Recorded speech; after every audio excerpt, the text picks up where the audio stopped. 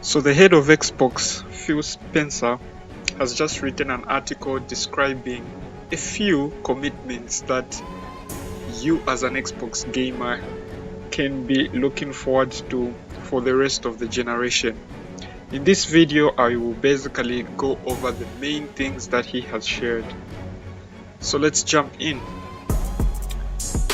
So the center of this article is basically you as the player, and everything is written highlighting the fact.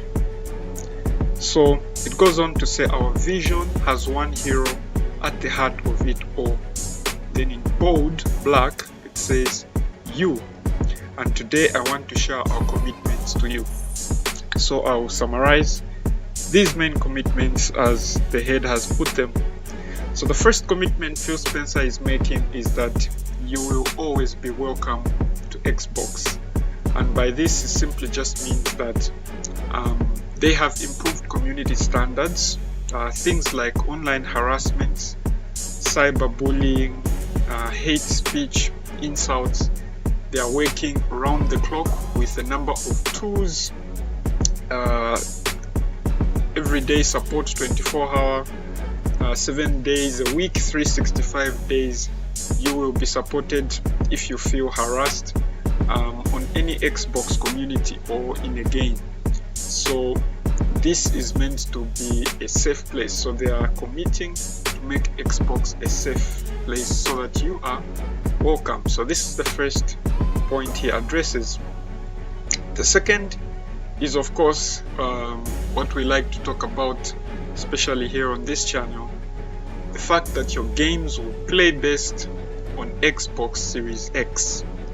Your games that you own, the games that you will buy in the future, they will play best, they will look best on Xbox Series X.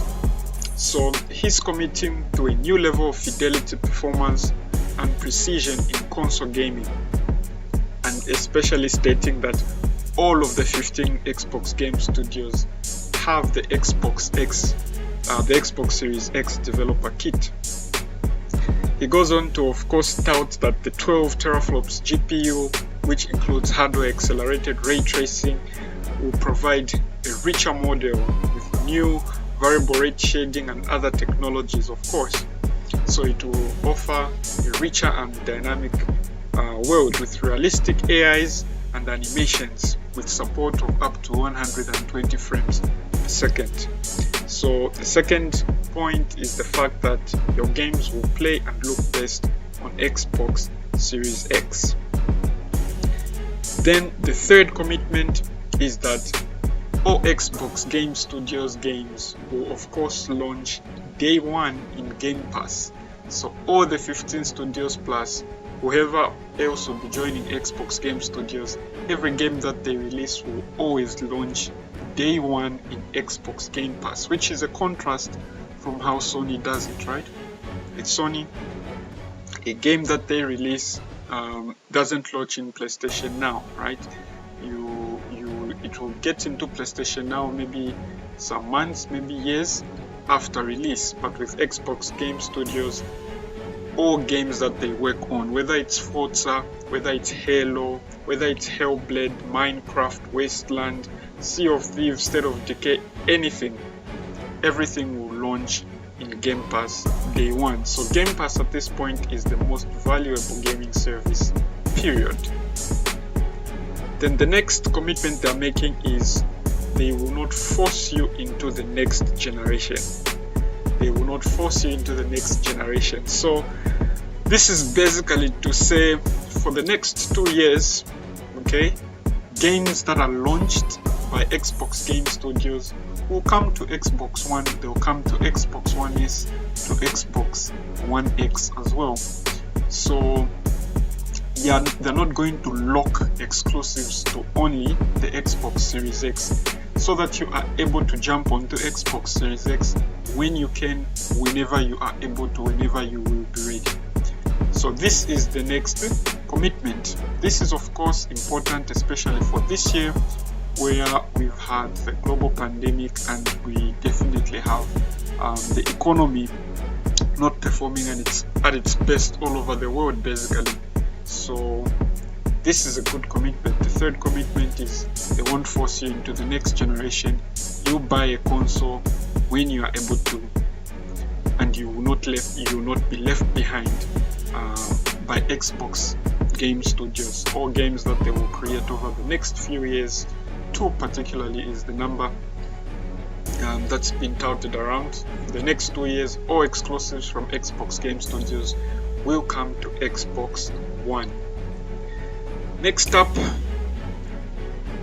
you will also have backwards compatibility. In fact, all the games that you own will play and work based on Xbox Series X. So the moment you buy Xbox Series X, you will definitely play all the games that you own on Xbox One.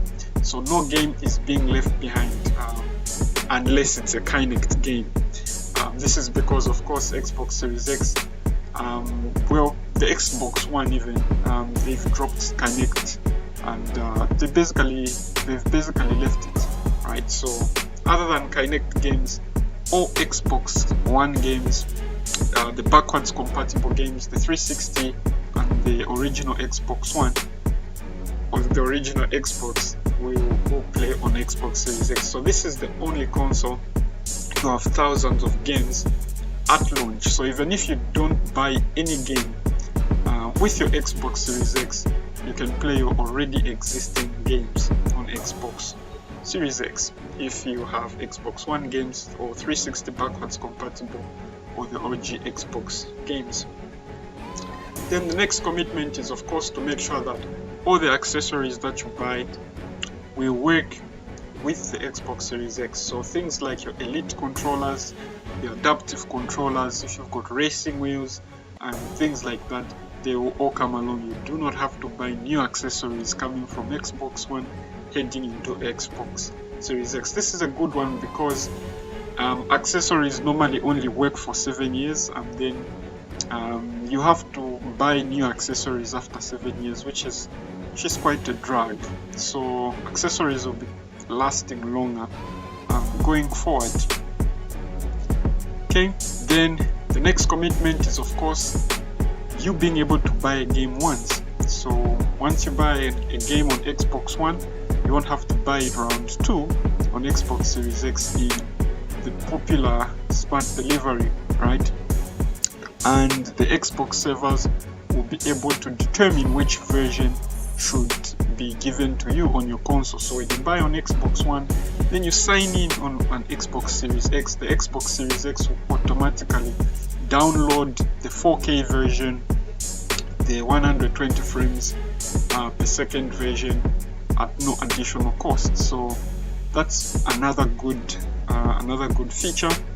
Of course, this has to be supported by developers, so not all games will work this way, but some of the biggest publishers have especially announced support for this. So titles like Assassin's Creed Valhalla, Marvel's Avengers, Cyberpunk 2077, if you buy them on Xbox One, you won't have to buy them round 2 on Xbox Series X.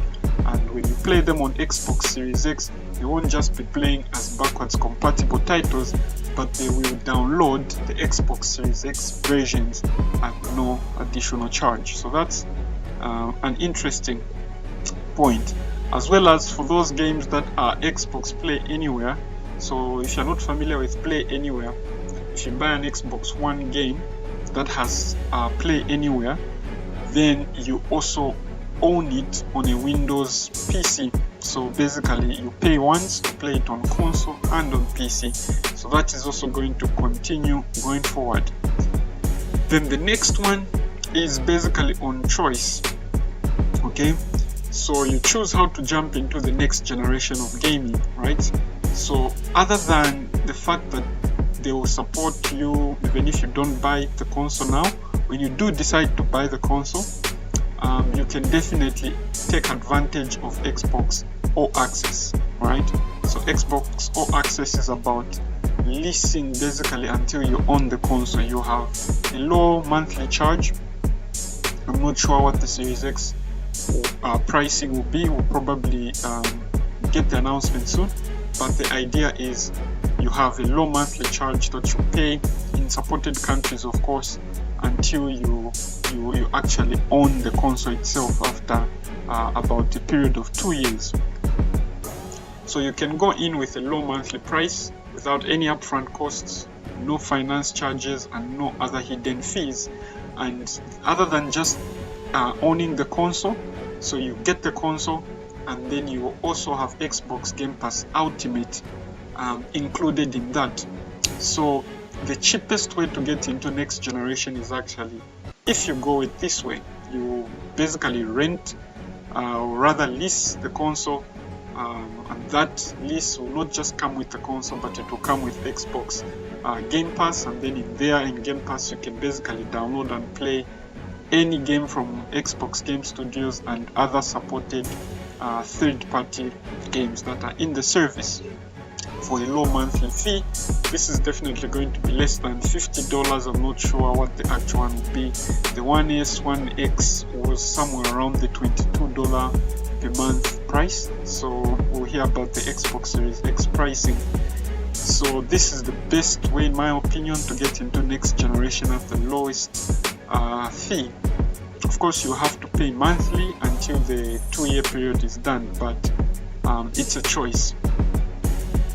Okay, then the next commitment is, of course, giving you control of a healthy and a balanced gaming lifestyle. So they've done some good things with the family settings app that you can download on iOS and Android, which allows you to create child accounts, and they also allow you to manage how long someone is able to play on the console, what kind of content different accounts can access, age restrictions, parental control basically. This is good if you're going to be a parent as well. I'm not going to talk much about this. I'm sure you guys are familiar with parental control. Okay, then last but not the least, Xbox Game Pass Ultimate is integrating xCloud at no additional charge. So for $15 you get Xbox Live, Xbox Game Pass, and now as well xCloud, right? The game streaming service from Xbox. So you will be able to stream your games from anywhere around the world if you're in a supported country at no additional cost if you already have a Game Pass Ultimate subscription. So not only are you going to be able to download games in Game Pass, this time around you'll be able to play and stream the games from xCloud servers to your phone, to your PC, to your tablets, and whatever other platforms Game Pass, xCloud will be supporting. So this is the best way to get into cloud gaming. In fact, in theory, if you do not have an Xbox console, at this point it looks like you can actually play Xbox games even without owning a console. If you live in a place with very good internet, you don't need a physical Xbox console from this. You can simply pay for Xbox Game Pass Ultimate and stream the games over the connection, and you'd still be good. You'd have access to over 100 games in the Game Pass service to select and play from, which includes the best from Xbox Game Studios, and as they launch day one, and then you'll be able to stream them. So this is actually good. I'm not sure, but it's very, very difficult to beat this from the streaming point of view. Stadia, PlayStation Now, and any other streaming service, I don't think they come anywhere close to this. $15 to play over 100 games while you're getting free monthly games, right? While you can also download the games even on PC, as this is the case with Xbox Game Pass Ultimate, and you can download the games on console, on PC, and then you can also stream them. That's the best value in gaming. So that's what this console, this report has been about, written by the head of Xbox, Phil Spencer. Feel free to like, subscribe, tell me what you think about these commitments they've made. Do you think they'll be able to withhold, or do you think they'll fail on them? Tell me what you think in the comments below. Swishy out.